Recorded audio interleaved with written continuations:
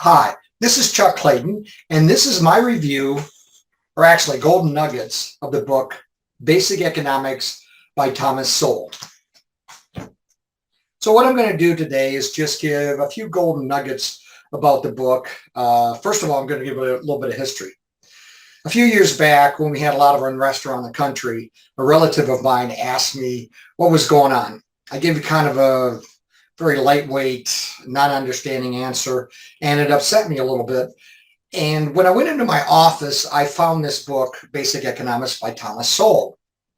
Well, I picked it up and read it, and it was absolutely incredible. I've become a huge fan of Thomas Sowell since then. He writes on economics and history and race relations and several other topics. I've learned so much about history and economics. As I say, it's incredible. So about this book today, what I want to do is talk to you about, first of all, what is economics? Well, for Thomas Sowell, it's the study of scarce resources that have alternative uses. Pretty straightforward. And today what I'm going to do is just give you 4 golden nuggets from the book. Hopefully it'll interest you to go look up the book yourself and read it. So first of all, people move between income brackets freely. And what Thomas Sowell means by this is the fact that what the politicians like to call the rich and the poor are not true in a free market capitalistic system like our own. And what that means is essentially, when somebody's starting out and they don't have the education and the experience and so forth, they're not making anywhere near as much money as they do years later. And Thomas Sowell does an excellent job about explaining how the fact that people move freely between income brackets. So this is great. Number 2, minimum wage laws are very harmful, especially for minorities. Minimum wage laws essentially are by the government that tell employers that they cannot or have to hire somebody at a minimum wage. So what employers do to be able to make a profit is they hire less people and find ways of getting around and economizing and so forth. So when people don't get hired, they don't get experience. When they don't get experience, they don't have promotions. When they don't have promotions, they don't get paid more. And especially with minorities, this can be a major, major problem. So minimum wage laws can be very harmful.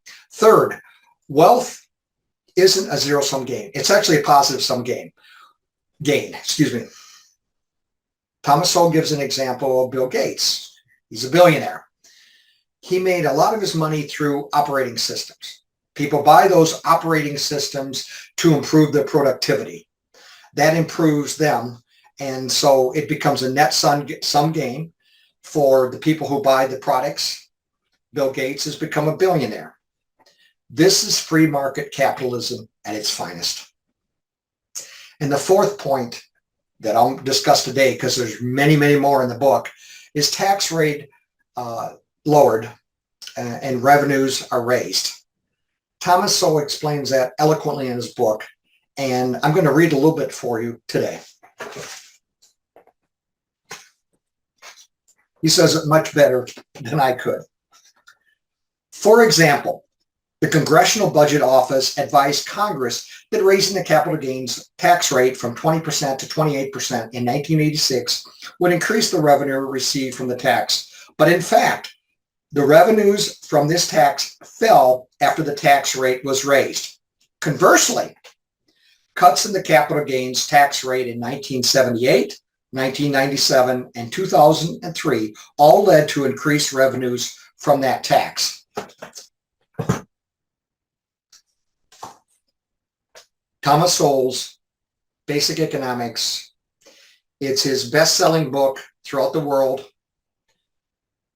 He's got many other great books as well.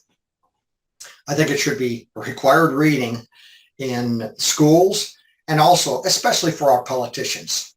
My name is Chuck Clayton. Thanks for watching.